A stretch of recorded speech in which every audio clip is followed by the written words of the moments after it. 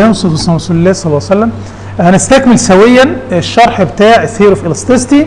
وصلنا المره اللي فاتت ان احنا في عندنا داله اللي هي الايري فانكشن اللي هي اللي فوق عندنا دي، ودي ده كده الباوند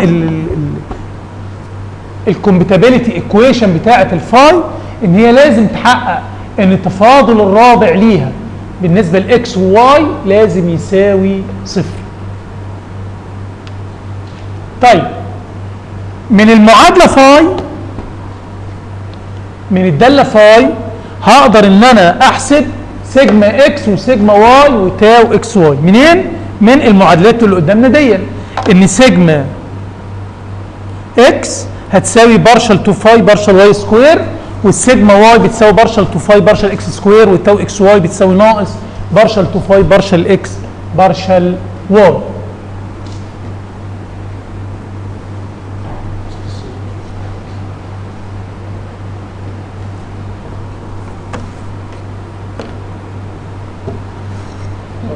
ماشي يا جماعه؟ خطوات حل اي مساله في الدنيا في الثيوري اوف الاستيستي في 2 دايمنشن، ان انا بعمل ايه؟ بفرض الفاي، بس لازم انا بفرضها تحقق لي الكومباتيبيليتي ايكويشن.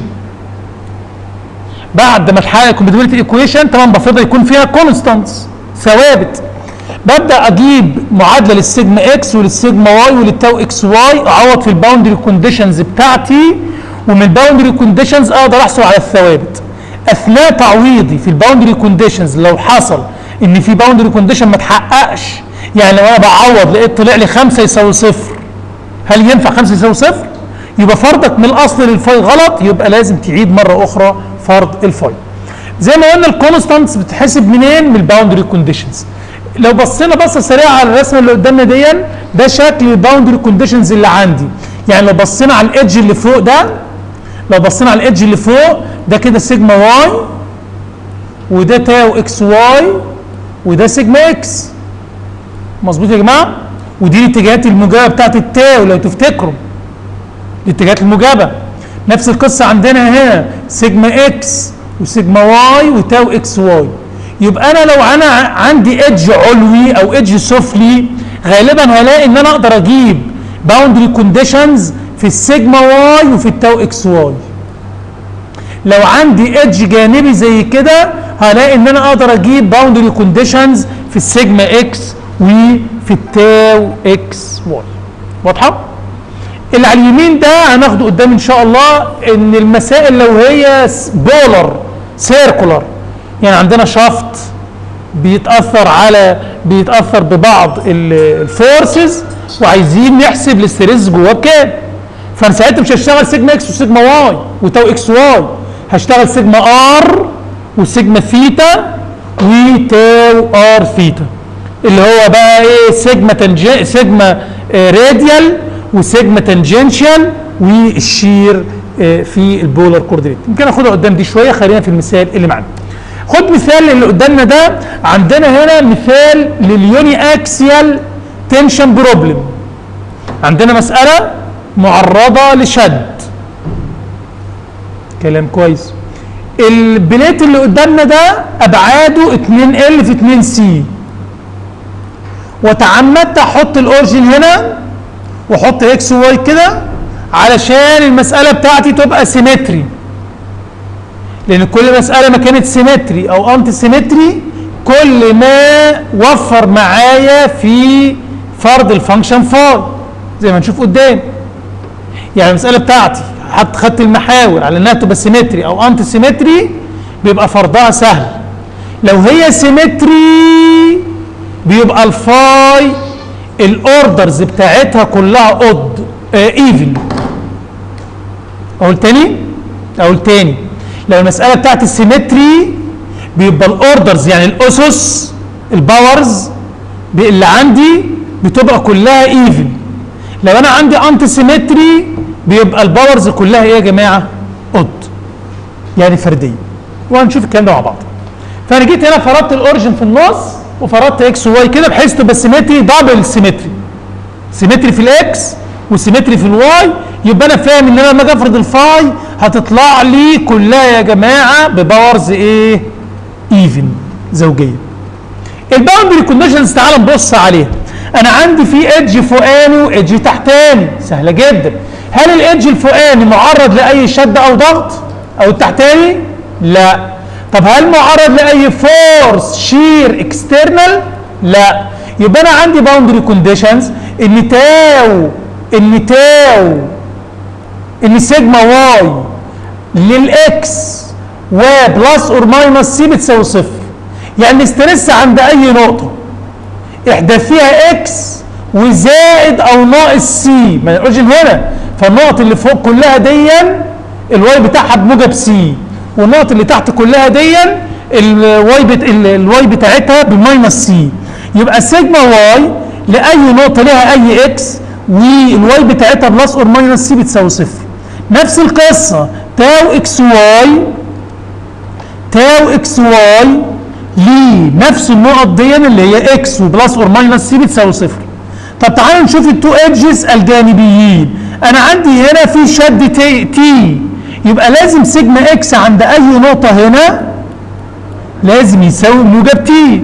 يبقى السيجما اكس بلس اور ماينس ال وواي، يعني النقط اللي لها اي واي والاكس بتاعتها ببلس ال اور ماينس ال بيكون بتي. واوعى حد يقول لي هنا بماينس تي، لا موجب تي، لان شد اشارات السيجما موجبه، شد سالبه ضغط. طيب سؤال اخر، هل انا عندي هنا عند الايدج الرأسي ده هل في هنا اي قوه شير موجوده؟ مفيش. يبقى المفروض ان تاو اكس واي عند الايدج اليمين او الشمال برضو بتساوي صفر. ما دي بتساوي دي بتساوي صفر. ماشي يا جماعه؟ مفهومه؟ يبقى انا عندي كام باوندري كونديشن؟ 4 باوندري كونديشن. 4 باوندري كونديشن. طب كلام جميل جدا. يبقى انا كده دكتور اخد الفاي فيه 4 ثوابت بس؟ لا مش لازم الفاي يكون فيه 4 ثوابت. حاجه افرض الفاي. جميل، تعالوا نشوف الفاي هنفرضها ازاي. اول حاجه بما اوتيت يعني من معرفه، غالبا الاسترس بتاعي لن يتغير من هنا لهنا لهنا لهنا لهنا، صح ولا مش صح؟ فغالبا هلاقي الاسترس بتاعي ثابت مع الاكس. مظبوط ولا مش مظبوط؟ غالبا هلاقي الاسترس بتاعي يا جماعه ثابت مع الاكس. من زي ما خدنا في الاستراكشر الاستريسز والسترينز العاديين خالص، الاليمنتري ستراكشرز، الثير اوف ميكانكس لو تفتكروا، او ستراكشرال ميكانكس، كنا بناخد ان لو عندنا شد كده سيجما بتساوي بي على ايه، صح؟ او تي على ايه؟ ثابت على البليت كله. فانا غالبا هنا هلاقي الاسترس متساوي على كلهم. طيب كلام جميل. يبقى الاكس غالبا لن تظهر. الاكس لن تظهر لان خد بالك انا شغال سيمتري ودبل سيمتري، فالاكس يا تظهر تربيع يا ما تظهرش، صح ولا مش صح؟ يبقى انسى الاكس خالص بقى لانها مش هتتغير. طب باقي لي مين؟ باقي لي الواي. اخد واي بس ولا واي تربيع؟ لازم اخد واي تربيع. مش احنا لسه قايلين يا جماعه ما دام المساله بتاعتي سيمتري يبقى لازم اشتغل ايفن باورز. فده اللي هيحصل ان انا هاجي هنا افرض الفاي ب A02 واي تربيع. ليه بيسميها A02 هوريها لكم قدام في المسائل الكبيره شويه. طيب يبقى انا فرضت هنا الفاي ب A02 واي تربيع. هل تحقق الكومباتيبلتي ايكويشن؟ تحققها ما دام انت لسه اقل من الباور الرابع فانت محققها. ليه؟ لان هناك التفاضل الرابع صح ولا مش صح؟ فانت بيساوي صفر، فانت هنا لو فضلت دي 4 مرات هي ساوت صفر من التفاضل الثالث. تاني المعادله الكومباتيبلتي ايكويشن يا جماعه اللي هي اللي قدامنا فوق ديا، لو انت فارض الفاي بباور اقل من 4 خلاص هي مش محتاجه انك تحققها، لانك بمجرد ما هتفاضلها 4 مرات هتتلاشى تساوي صفر، هيبقى ده بصفر وده بصفر وده بصفر. طيب فانا هنا مش هحقق الكومباتيبلتي ايكويشن اللي هي متحققه جاهزه. تعالوا نطبق المعادلات بتاعتنا بتاعت سيجما اكس وسيجما واي وتاو اكس واي. هنفاضل دي مرتين بالنسبه للواي عشان نجيب سيجما اكس.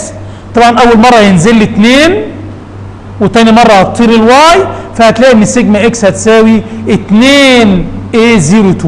طب سيجما اكس وتاو اكس واي هتساوي صفر. طب كلام جميل. الباوندري كونديشنز بتاعتي اللي تهمني اهم الاربعه هم.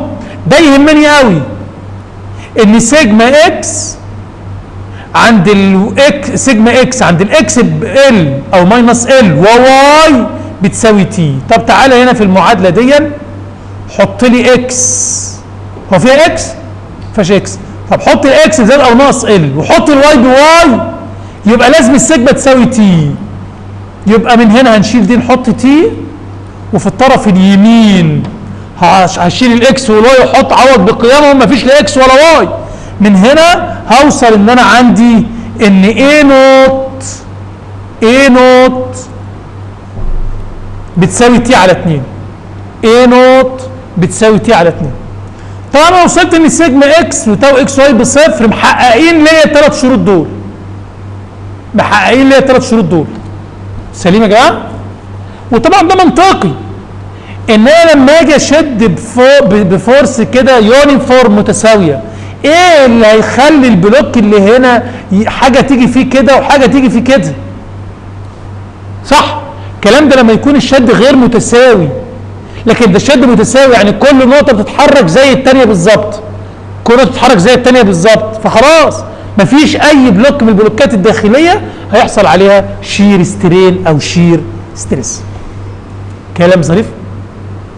يبقى انا كده الفاي اللي انا فارضها فاي مظبوطه، وقدرت احسب سيجما اكس وسيجما واي وتاو اكس واي. ركز معايا عشان في نقطه بعد كده انا عايز احسب الديفليكشن. مش عايز اقف لغايه الاستريس، عايز احسب الديفليكشن عند كل نقطه. ويمكن دي حاجه الاليمنتري ستراكشرال ميكانكس ما كانتش بتعرفها لي. يعني انت هات لي بليت كده زي اللي فات ده، وتعالى قول لي لو سمحت ممكن تحسب لي الديفليكشن للنقطه دي بكام؟ ممكن تحسب بس بطريقه يعني ايه صعبه شويه، صح؟ عايزه واحد دماغه. هنا بقى عايزين نحسب الديفليكشن سواء يو او في. هنحسبهم منين؟ سهله جدا. احنا كان في عندنا قانون بيقول ان الاسترين في اكس، طبعا هنا هو مستخدم الاسترين اي، الاسترين كان عندنا هناك ابسلون، صح؟ ماشي يا جماعه؟ مش فارقه، احنا ناس ايه كبار مش صغيرين. يبقى الاسترين في اكس كان بيساوي بارشل يو بارشل اكس. جميل. والاسترين في الواي كان بيساوي بارشل في بارشل واي. جميل جدا. الاسترين في الاكس لو حضرتك تفتكرهم في ال2 دي بروبلمز كان بيساوي 1 على اي سيجما اكس ناقص نيو سيجما واي. خدنا القانون ده في ال3 دايمنشن لو تفتكروا. خدناه في ال3 دايمنشن ان سيجما اكس بتساوي 1 على اي بره، وجوه سيجما اكس ناقص نيو في سيجما واي زائد سيجما زد، عشان البوصان تاثير البوصان ريشيو. مظبوط؟ طيب كلام جميل. ونفس القصه برضه هنا، بس ده احنا عندنا ان سيجما واي بزيرو، وعندنا ان سيجما اكس بتي. هنشيل سيجما واي ونحط زيرو، هنشيل سيجما اكس ونحط تي، هتتبقى المعادله عندي تي على اي، وهنا ناقص نيو في تي على اي. ده الكلام ده اللي هو مين؟ بارشل يو بارشل اكس وبارشل في بارشل واي. طب انا عايز اجيب اليو، اعمل ايه؟ اكامل الطرفين بالنسبه لاكس، يقوم الاقي ان اليو بتساوي تي على اي في اكس زائد فانكشن في الواي. ما دام شغال بارشل ديفرنشال ايكويشن ما احطش كونستانت. الاوردينري ديفرنشال ايكويشن هي لما باجي اكامل الطرفين احط السي، لكن ما دام شغال بارشل فانا بحط داله في المتغير الاخر. لان سيادتك لو جيت بصيت معايا، لو جيت فضلت ده بالنسبه لاكس، تعال فضل ده بالنسبه لاكس، يديك تي على اي في 1 زائد صفر. مش اي داله في واي لما اجي افضلها بارشل بالنسبه لاكس هتساوي صفر. طب كلام جميل. طب نفس القصه انا عايز اجيب الفي، هكامل الطرفين بارشلي بالنسبه للواي، يقوم يديني ناقص نيو تي على اي في واي زائد جي اوف اكس اللي هي داله في الاكس. طيب عايز اجيب الاف والجي، سهله جدا. انا عندي حاجه بتقول ان الاسترين الشير سترين 2 في الشير سترين بيساوي بارشل يو بارشل واي زائد بارشل في بارشل اكس. صح يا جماعه؟ ده الشير سترين، كلام كويس جدا. طب الشير سترين ده مش بيساوي التاو على الجي، هنا مسمي الجي بميو، مفيش اي مشكله خالص. افتكروا الشير سترين اللي هو كان جاما كان بيساوي تاو على جي. نرجع نشوفها ولا فاكرين؟ مظبوط؟ هنا الجاما بنسميها 2 اي اكس واي، مفيش مشكله، والجي بنسميها ميو، مفيش اي مشكله خالص. طيب هو التاو بكام اصلا يا جماعه؟ التاو بكام؟ التاو بكام يا جماعه؟ بصفر. يبقى المفروض ان بارشل يو بارشل واي زائد بارشل في بارشل اكس يساوي صفر. تعال نشوف اليو دي لو فاضلناها بالنسبه للواي، لما فاضل ده بالنسبه للواي ده يروح، يتبقى لي دي اف باي دي واي اللي هي اف داش. طيب لما اجي فاضل الفي بارشلي بالنسبه للاكس ده تفاضله بصفر ويديني تفاضل الجي بالنسبه للاكس اللي هي الجي داش. طيب يبقى انا عندي في معادله بتقول ان اف داش اوف واي زائد جي داش اوف اكس بيساوي صفر. ببساطه جدا نقدر من هنا نقول ان معنى الكلام ده ان بارشل ان اف داش اوف واي زائد جي داش اوف اكس يساوي صفر. طبعا ده يؤدي الى حاجه بسيطه جدا، ان هجيب ده في الطرف اليمين، هجيب ده في الطرف اليمين، يبقى الاف داش اوف واي بيساوي ناقص جي اوف اكس، اف داش اوف واي هيساوي او ناقص اف داش اوف واي بيساوي جي داش اوف اكس، ولازم يساوي كونستانت. ركز معايا بقى، ما ينفعش ده انا فاضل داله بالنسبه للواي وفاضل الثانيه بالنسبه للاكس ويساوي بعض الا اذا كان كونستانت، اذا كان حاصل تفاضلهم كونستانت. واضح يا جماعه؟ عمري ما اقدر اجيب داله افاضلها مره بالنسبه للواي وافاضلها مره بالنسبه للاكس ويطلع الناتج بتاعهم متساوي الا اذا كان كونستانت. طب تعالى ابقى شوف معايا، هفترض ان الكونستانت ده بيساوي اوميجا نوت، ساوي لي اوميجا نوت بالجي اوف اكس بالجي داش، يبقى الجي اوف اكس هيساوي ميو نوت اكس، هفاضل الطرفين بالنسبه لاكس زائد ثابت. الثابت ده اقول ان هو عباره عن في نوت. نفس القصه هساوي ناقص اف داش اوف واي بالاوميجا، يبقى الاف بس هتساوي ايه؟ هكمل الطرفين بالنسبه للواي، هيساوي ناقص اوميجا نوت واي زائد يو نوت. ده عباره عن مين؟ عن اف واي وجي اوف اكس. لو احنا رجعنا للمساله بتاعتنا واعتبرنا ان النقطه دي ريفرنس للشغل بتاعنا، يعني دي النقطه الثابته وهو بيتحرك منها، صح يا جماعه؟ بسهوله جدا. يبقى أنا النقطه اللي في الاوريجن دي هي الثابته، يبقى عند الاكس بصفر اليو بصفر، وعند الاكس بصفر الفي بصفر، صح؟ كلام جميل. يبقى هننتج استخلص من ذلك ان يو نوت وفي نوت بصفار. طب كلام جميل.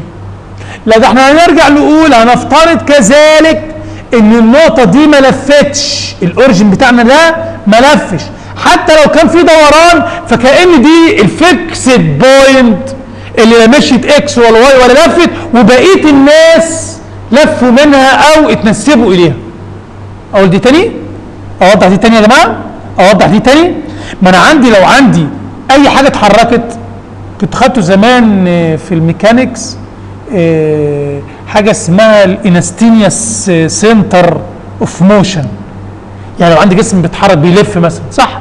ففي نقطه معينه بعتبر ان هي دي الريفرنس بتاعي اللي هي لا اتحركت لا في اكس ولا واي ولا لفت، وانسب بقيه الناس ليها. فنفس القصه هعتبر النقطه دي. طبعا لما افترض ذلك انا من فرض ان الحركه في اكس بصفر والحركه في واي بصفر، طلع اليو نوت والفي نوت بصفار، عشان اقول ان الثيتا بصفر والثيتا اصلا بتساوي تفاضل الاف بالنسبه للاكس زائد تفاضل بالنسبه للواي زائد تفاضل الجي بالنسبه للاكس يساوي صفر، هلاقي ان الاوميجا نوت تساوي صفر، يبقى طلعت من هنا ان الاف والجي بتساوي صفار. تعال ارجع لي بقى هنا وحط لي الاف والجي دول بصفار، يتبقى لك معادله لليو ومعادله للفي كداله في الاكس والواي. كلام سهل. اليونت والفي نوت المفروض دول عباره عن الازاحه بتاعه النقطه الريفرنس. فانا افترضت ان النقطه الاوريجن اللي انا حاطط عندها اكس بصفر وواي بصفر دي النقطه الثابته اللي بقيس الديفليكشن بتاع النقط الباقيه منها.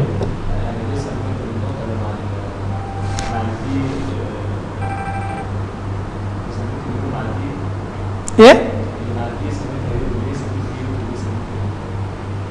لا ده الازاحه في اكس اسمها يو.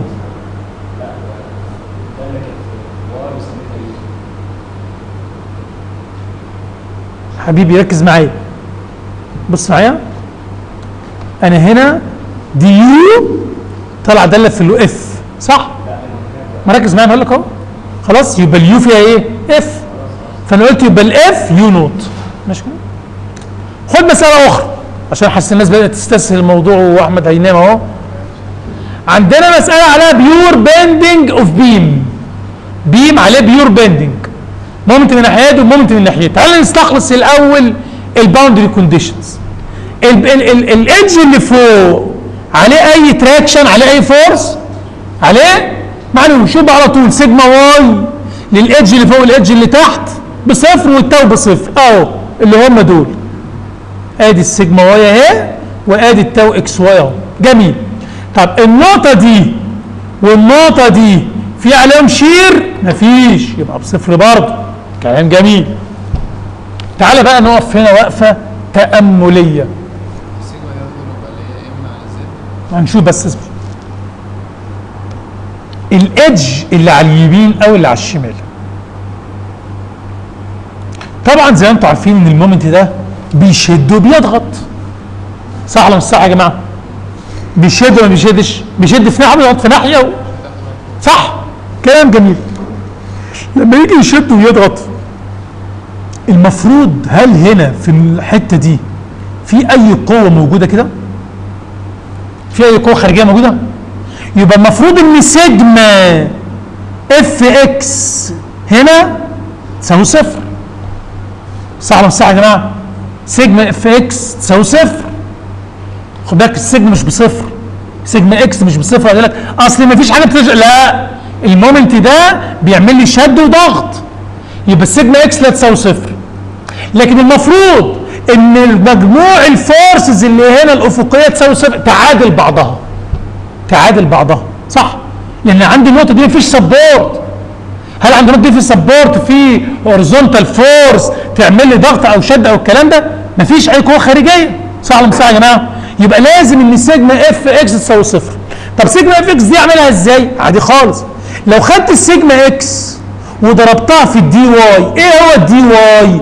هي مساحه صغيره خالص في اتجاه الواي، فانت لما تضرب سيجما اكس في الدي واي تديك فورس، على افتراض ان انا واخد عرض يونت، واخد عرض يونت. يبقى لما اضرب سيجما اكس في الاريا الصغيره المعرضه اليها تديني اف اكس. المفروض مجموع الاف اكس على الفيس ده كله تساوي صفر، يعادلوا بعض، صح ولا مش صح؟ يبقى تكامل من ناقص سي الى موجب سي سيجما اكس دي واي تساوي صفر. الكلام ده فين يا عم الحاج؟ لما الاكس بزائد او ناقص ال. كلام واضح؟ طب كلام جميل. لسه في حاجه ثانيه. المفروض ان الاف اكس اللي هتتولد دي مجموع عزمها يساوي العزم الاكسترنال، صح يا جماعه؟ مش لازم سيجما المومنت على الفيس ده تساوي صفر. سيجما المومنت على الفيس ده تساوي صفر، معناه ان المومنت الانترنالي اللي هيتولد لازم يساوي المومنت الاكسترنال اللي هيتولد. طب تعالى بص معايا، القوه اف اكس اللي اتولدت دي ذراع العزم بتاعها مش اسمه واي، يبقى عزمها بيساوي اف اكس في واي، والاف اكس من شويه لسه قايلين عباره عن سيجما اكس دي واي.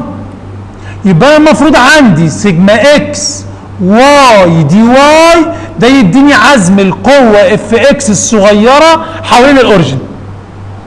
سليم ولا مش سليم؟ سليم جدا. يبقى المفروض ان تكامل سيجما اكس واي دي واي سيجما اكس واي دي واي من ناقص سي الى موجب سي تساوي المومنت. ليه بالسالب؟ هنشوف مع بعض وركز معايا. دكتور هو دلوقتي يا دكتور انا لما جبت المومنت انا عندي دي القوه مثلا اللي هي السيجما ضربتها في الواي، طب ايش عرفني ان القوه اف اكس مش المفروض تبقى في السنتر اصلا؟ لا يا جماعه بصوا يا جماعه، الفيس ده عليه هنا سيجما كده وسيجما هنا وسيجما هنا وسيجما هنا، القيم بتاعتهم مختلفه. جيت قلت لك عايز مجموع عزم هذه القوه، تقول لي سهله. اول حاجه هركز كل ستريس على مساحه صغيره كفورس، ما نعرفش اخد العزم الفوق للستريس، فانا هاجي اضرب في المساحه الصغيره دي اللي هي عرض واحد في الدي واي تديني الفورس اللي هنا اللي هي سيجما اكس دي واي، صح؟ دي تديني ايه؟ فورس بتاثر على ارتفاع واي من الاوريجن. مظبوط يا باشمهندسين؟ صح؟ يبقى عزم القوه الصغيره اللي هي اف اكس الصغيره دي اللي هي سيجما واي دي واي عزمها بيساوي سيجما واي في واي دي واي. بس ده عزم القوه دي، بس ده في قوه ثانيه زيها تحتيها وفوقيها وفوقيها وفوقيها وفوقيها وفوقيها. يبقى لازم اجيب مجموع العزوم دي كلها عن طريق التكامل من ناقص سي الى موجب سي، لازم الكلام ده يساوي المومنت. والكلام اللي تحت هيعمل بقى مش هيلاشي بعض، هيعمل ازدواج يعني. ما هو يعمل ازدواج، ما هو لازم. ما انت حتى عندك لو عندك بيم عادي وفي هنا عزم تقول لي لازم البن المومنت جنبيه يساوي المومنت، مش ده كان بيحصل؟ صح يا جماعه؟ ليه؟ لان ما دام في ام اكسترنال موجود لازم يتولد ام انترنال مساوي ليها عند نفس المكان. واضحه؟ السؤال اللي احنا بنساله دلوقتي يا جماعه هو ليه قلنا ده بناقص ام؟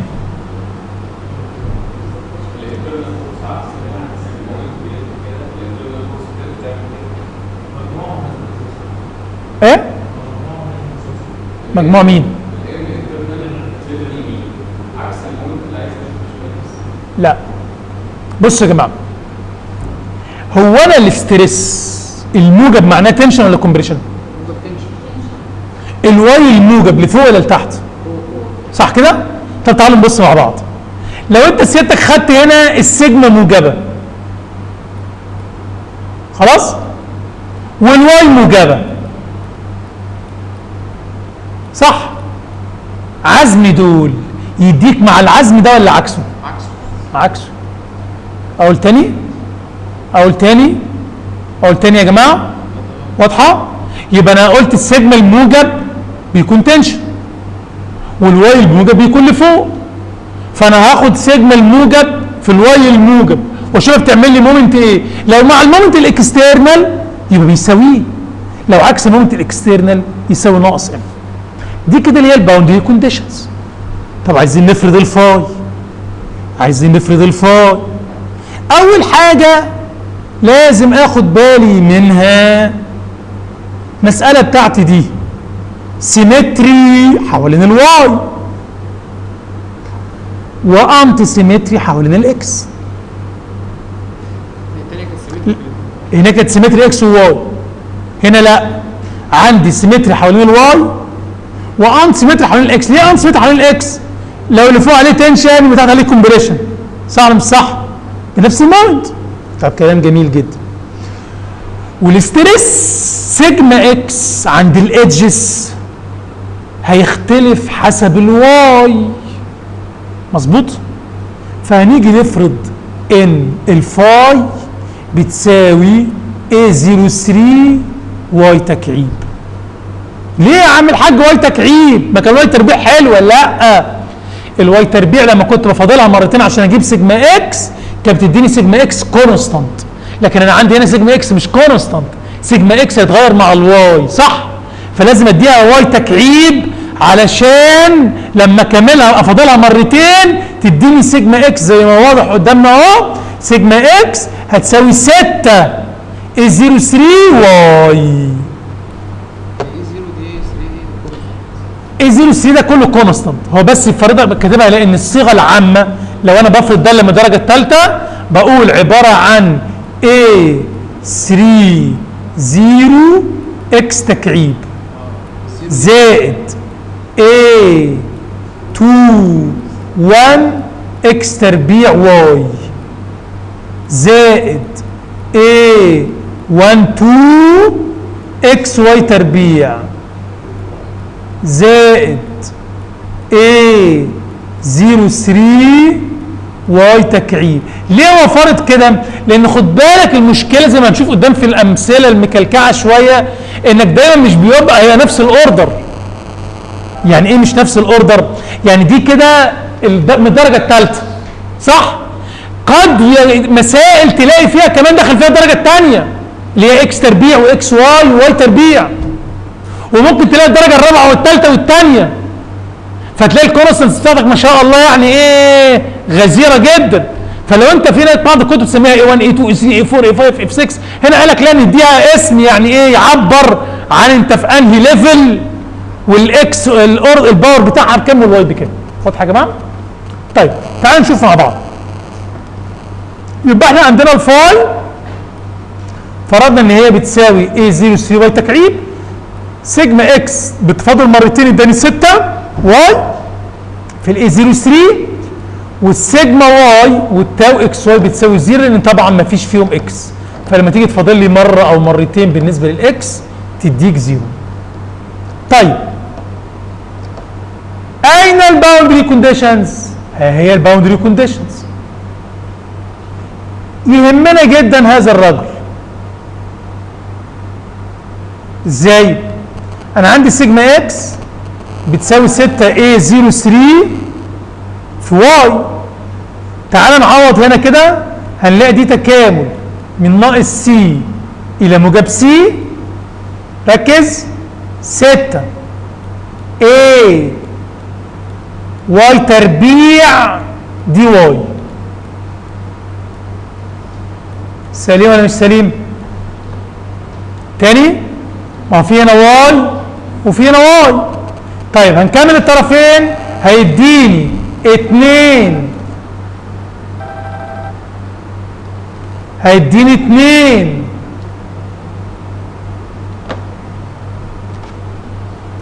2 a واي تكعيب، والواي هتتعوض من ناقص سي الى موجب سي. هنعوض باللي فوق تديني سي تكعيب ناقص سي تكعيب تديك 2 سي تكعيب تقوم تديك 4 ايه سي تكعيب. المفروض الكلام ده يساوي مين؟ ناقص المومنت.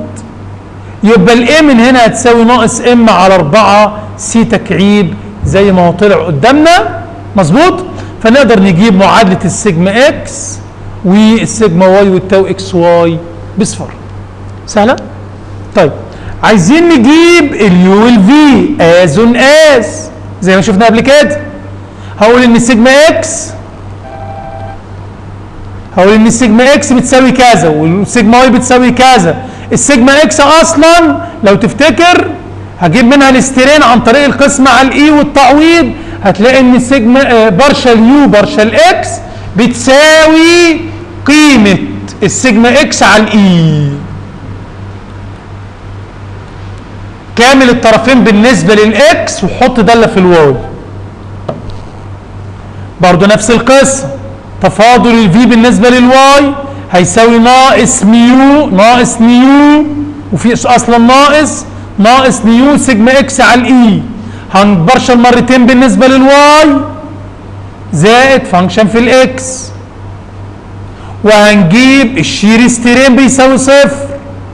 بنفس التعويضات اللي فاتت هقدر اوصل في النهايه ان انا اجيب اليو والفي كداله في الاكس والواي.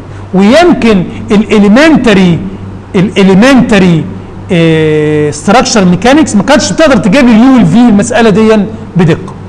قارن معايا لو سمحت السيجما اكس اللي طلعت بالسيجما اكس بتاعت المساله الاصليه. ركز معايا. الاي في المساله بتاعتنا بتساوي 2 سي تكعيب على 3. اي مين دي؟ الانيرشيا. مش كانت بتساوي الموازي في العمود تكعيب على 12؟ صح؟ الموازي اللي هو اليونت 1 في العمودي اللي هو 2 سي 2 سي تكعيب على 12 تقوم تديك 8 سي تكعيب على 12 تقوم تديك 2 سي تربيع على زي ما قلت ان الاي بتساوي 2 سي تكعيب على 3. فانا هقدر اجي هنا في السيجما اكس، بص حضرتك معايا، واشيل 2 سي تكعيب على 3 واحط اي، تقوم تديني ان السيجما اكس بتساوي ناقص ام في واي على اي. وهذا هو القانون الذي اخذناه من قبل وعرفناه في الاستراكشر ميكانيكس العادي. سهله؟ دكتور دلوقتي واحنا بنعوض طلعنا الفانكشن في اكس والجي في واي، الفانكشن في واي والجي في اكس طلعناهم بصفر برضه في المساله دي؟ لا، طلعوا بقيم يعني؟ طلعناهم بقيم. يعني مش على طول طلعوا بصفر؟ لا مش بصفار، ما اتبعت نفس الطريقه. يا جماعه. ندخل مع بعض على مساله ثانيه خالص. bending of beam by uniform transverse loading. سمبل بيم متعرض ليونيفورم لود من فوق، طبعا ده دبليو والمسافه دي 2 ال، هيجيب لي رياكشن دبليو ال ودبليو ال. تعال نشوف الباوندري كونديشنز. رياكشن ازاي في سبورت؟ امال يعني هو في هيكون طرف الهواء يعني؟ ايوه في سبورت. في سبورت. المساله اللي فاتت كان في اي مسائل بيكون فيها سبورت.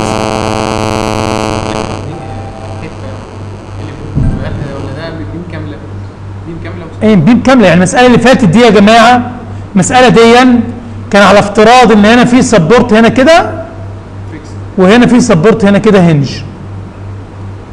ماشي يا جماعه؟ في سبورت هنا وفي سبورت هنا. المساله اللي قبليها دي كنت مفترض ان النقطه اللي في النص دي ثابته، اللي في النص ثابته ما تتحركش، كان السبورت عندها. ماشي يا جماعه؟ طيب تعالوا نشوف المساله بتاعتنا دي بسرعه. تعالوا نشوف الباوندري كونديشن. سؤال بسيط. الفيس اللي فوق في عليه سيجما عمودي ولا مفيش؟ في ماينس دبليو. يبقى لازم نقول ان سيجما واي لاكس وماينس سي بيساوي ناقص دبليو، وهنا الراجل فرض واي لتحت. مش مشكله، مش فارقه كتير يعني. هو طبعا فرض واي لتحت لحاجه في نفس يعقوب. ماشي؟ فرض ان اكس كده والواي لتحت، مفيش اي مشكله خالص. ايه؟ مش سامع. لا، السيجما اشارتها كومبريشن سالب وتنشن موجب، ملهاش علاقه الواي لفين. ماشي؟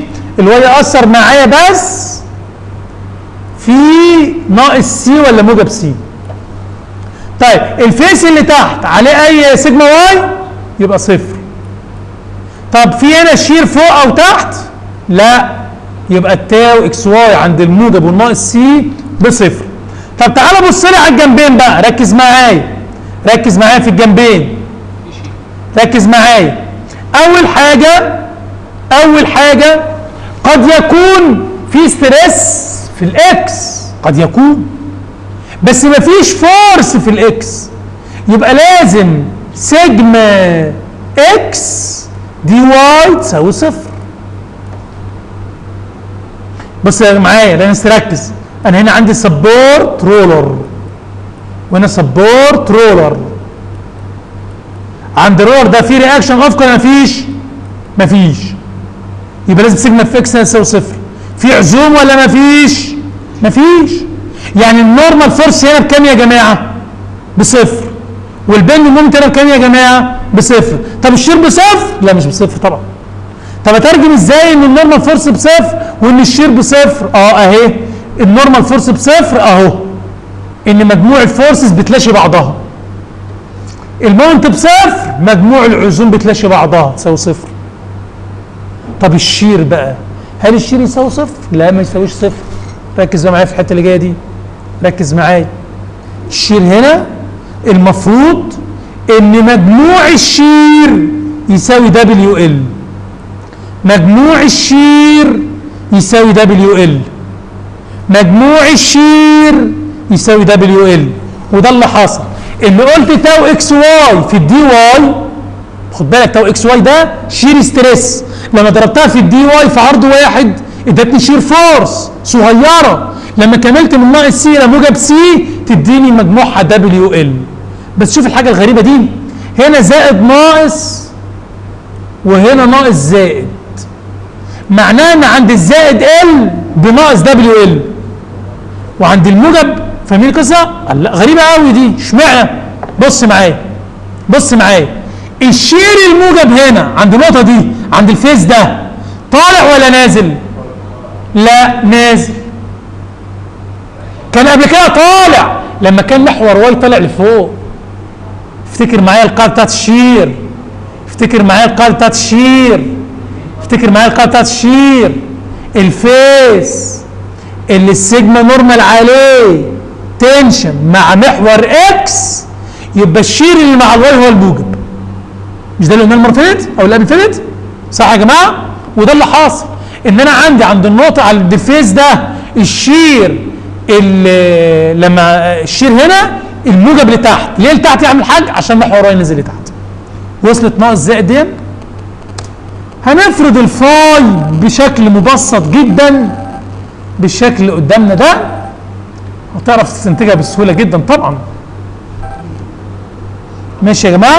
ازاي بقى الفاي بتبقى معطى كده وش يعني؟ الفاي هنا طبعا فيها حاجات من الاوردر 5، وفي حاجات من الاوردر 4، وحاجات من الاوردر 3، وحاجات من الاوردر 2.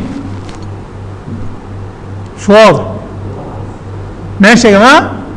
في حاجات اهي من الاوردر 5، وحاجات من الاوردر 3، وحاجات من الاوردر 2. واضح؟ ماشي. ممكن نتفق يعني اتفاق ودي ما بيننا ان لو مساله مكلكعه ممكن نعمل العكس، اجيب لك الفانكشن واقول لك دي بتاعت انهي مساله. اظن مفيش بعد كده بقى. اقول تاني يعني اما اديك الفاي، اديك المساله واديك الفاي واقول لك هات الكونستانتس ودي مساله هايفه خالص، او ان انا اديك الفاي بس واقول لك دي تعني انهي مساله. تقوم انت تفضل تجيب سيجما اكس وسيجما واي وتعوض عند الادجز وتشوف عند موجب ال وناقص ال وتشوف ده في هنا يونيفورم لود، هنا ما فيش، هنا في شير. واضحه؟ ممكن الحل الرابع ان انا اجيب المساله واجيب الفاي وقيم الكونستانتس. قلت ده صح ولا غلط؟ لا مش صحيح يا دكتور، لا اللي هو الحل الاولاني حضرتك تجيب الفاي بتاع المساله دي. طيب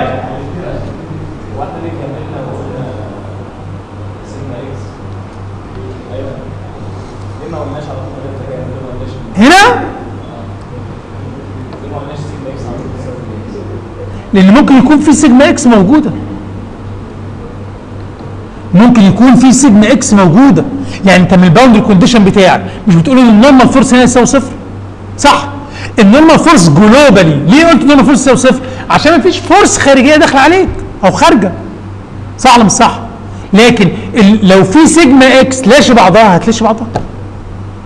وصلت؟ ما فيش يعني سيجما اكس يساوي صفر والمومنت يساوي صفر، سيجما اف اكس يساوي صفر عند النقطه دي، مفيش نورمال ومفيش مومنت. صح؟ الاثنين دول يحصلوا امتى؟ ان انا اعمل تكامل سيجما اكس دي واي وسيجما اكس واي دي واي. معايا؟ والا لو انت من الاول خالص قلت ان سيجما اكس يساوي صفر يبقى خلاص كله ضاع. فاهمني؟ يعني انت من الاول خالص قلت سيجما اكس يساوي صفر يبقى خلاص انت طيرت المساله خالص. طيب ببساطه جدا وسهوله ويسر هات بارشل مرتين بالنسبه للواي مرتين بالنسبه للاكس، مره اكس مره واي بالسالب، هتجيب سيجما اكس وسيجما واي والتاو اكس واي، وعندك ما شاء الله بشويه باوندري كونديشنز ظراف جمال، هتقعد تعوض فيهم وتحل بعض المعادلات مع بعضها البعض وتحصل على قيم الخمسه كونستانتس اللي عندك.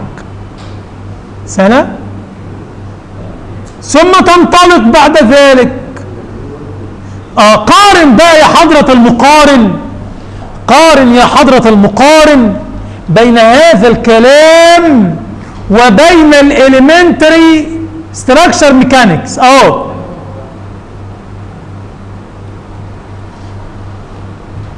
هناك كان ام في واي على اي، فاكرين؟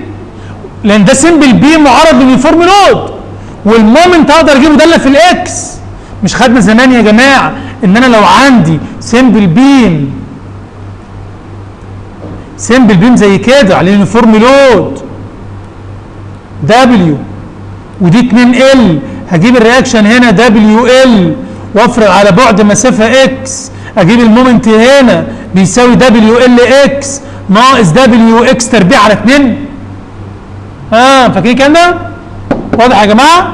مظبوط؟